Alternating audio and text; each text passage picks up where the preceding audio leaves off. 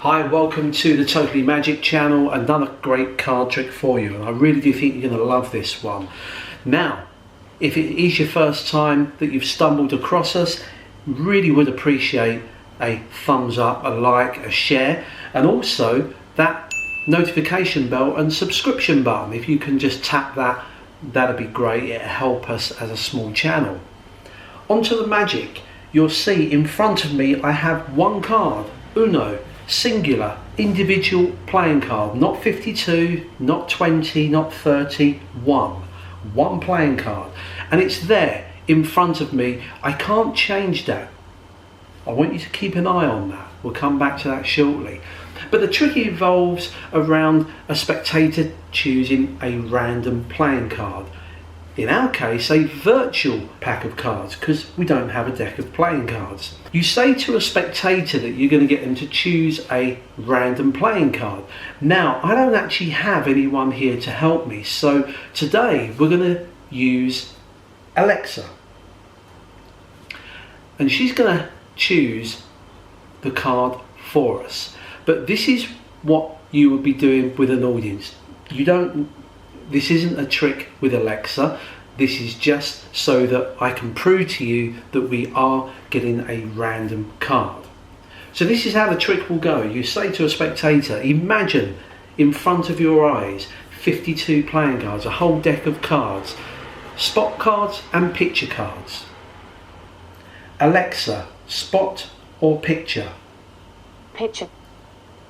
Okay, so we're going to use the picture cards. Now, imagine you're holding all of the picture cards from a deck of cards. You then tell the spectator to pull out red or black cards. Alexa, red or black? Black. Okay, so we're now left with the clubs and the spades. Name a suit. Alexa, clubs or spades? Clubs. Your spectator is now holding the imaginary Jack, Queen and King of clubs. A random choice. I want you to give me Jack, Queen or King. Alexa, Jack, Queen or King? Jack. So we've arrived at randomly, and that's proven by Alexa choosing the card for us. But remember, this would be done by your spectator.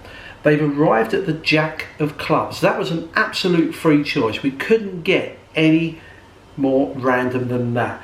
This card has been sitting here in front of me all along. You're not going to believe this. Well, what did you expect? What do you think I am, a magician or something? It'd be a hell of a trick if that was the Jack of clubs. I'm sure you'll agree, but it's not. This particular card is blank. You see, we're going to write down the card that was chosen randomly, the Jack of clubs. So I'm just going to write down Jack clubs. There it is there. So that is the card that's been chosen. That was a random choice. Now you've probably been noticing this little red cross here, this little packet of cards. These are my backup plan. They're my emergency cards. Let me show you what I mean.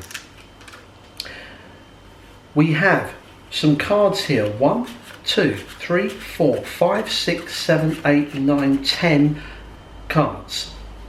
What I want is a random number, and again you ask a spectator to give you any number between 1 and 10. Once again I'm going to use Alexa, random number between 1 and 10. 7. 7 it is. Now of course, just to prove that I'm not cheating, I'm going to give them a choice of counting the 7 from the top or from the bottom. Alexa, top or bottom? Top. Top. Okay, watch. 1, 2, 3, 4, 5, 6, 7. There is the 7th card there. A random choice of number and a random card, which just happens to match the card that they chose, the Jack of Clubs. And they can examine the cards because I was that confident that it's the only card in the packet. And that's a great little trick. Practice and enjoy. Here's the secret to this very simple card trick. Now, what I'd like to explain is this is a great example of where a magician takes a card trick that would normally take less than 1 minute to perform and then add and build a whole routine around a very simple outcome. Let's start with the ending of the trick because that's really what we're aiming for.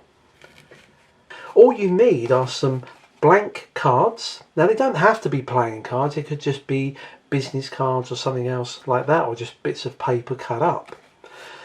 You've got 9 cards. The 10th card has a blank back and a picture on the other side. Now, this starts life at the bottom like that. You show the spectator that you got 1, 2, 3, 4, 5. Note that I'm reversing the order. 6, 7, 8, 9, 10. Our card is now on top. There it is. You then ask a spectator, give me a number between 1 and 10. If they choose 1, the trick's done and dusted. There it is there. But if they choose any other number, give them a choice. If you want to elaborate it a bit more, say, well, you've chosen the number 4. Do you want me to count 4 from the top or 4 from the bottom?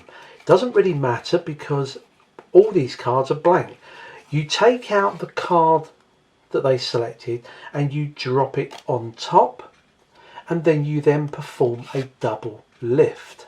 So all I did there is, there's our card on top of the pack, is that you're going to put the card they chose on top and turn 2 cards over as 1.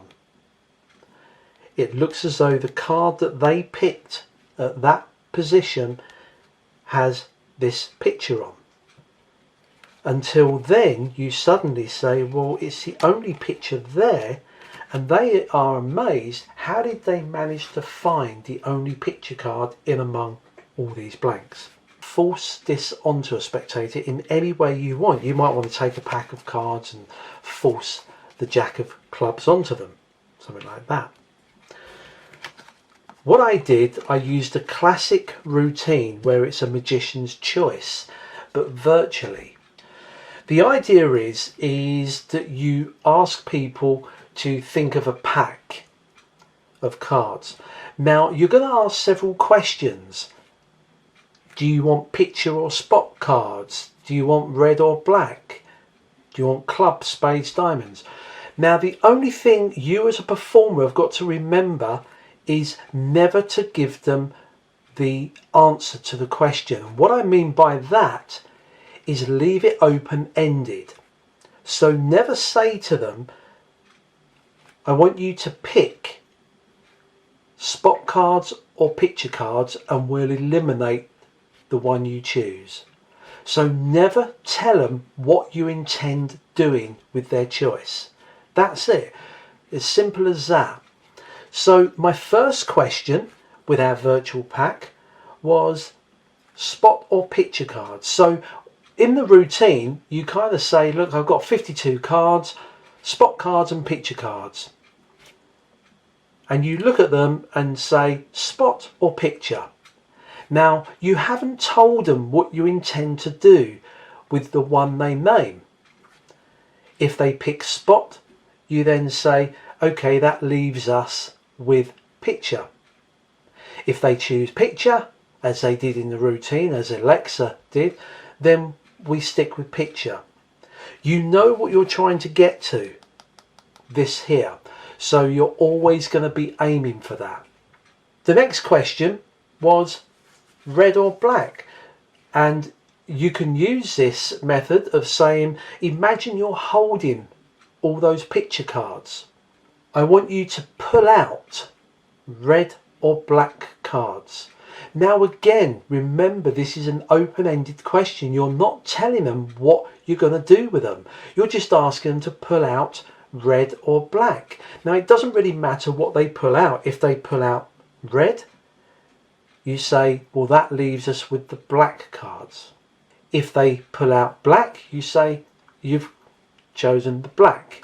That's the way you phrase this. Now when you watch this on video and play it back, it doesn't seem convincing, but you have to remember the way you deliver this to an audience is that it's very quick, on the fly, in a live situation. People aren't thinking about, oh, what did he ask me to do with the black cards or the red cards? You were just asking red or black. My next question was name a suit. Again, I didn't say eliminate a suit, clubs or spades, or get rid of clubs or spades. I said name a suit. Again, open-ended. They don't know what you intend to do with whatever they call out. So whatever they call out, you want to end up with club in my case. The final thing was the Jack, Queen and King. And you can then use the word give me. Give me Jack, Queen or King.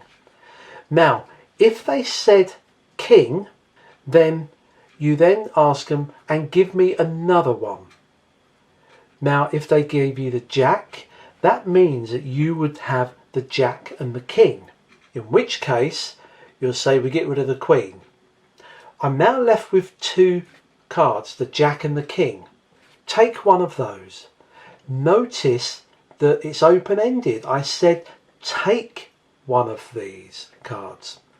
Now whichever one they take, if they took the King, you say you've left me with the Jack of clubs. That simple. If they grab the Jack, you then turn it around and say you've chosen the Jack, an absolute free choice, we'll get rid of the King. That's the way it works. Have a little practice run. It's such a powerful effect and it's a great way of virtually forcing any card from the pack. This was just for play, writing down the name of the chosen card so we don't forget it. But of course, initially, a bit of a comical gag. They thought that was going to be the chosen card. Practice and enjoy.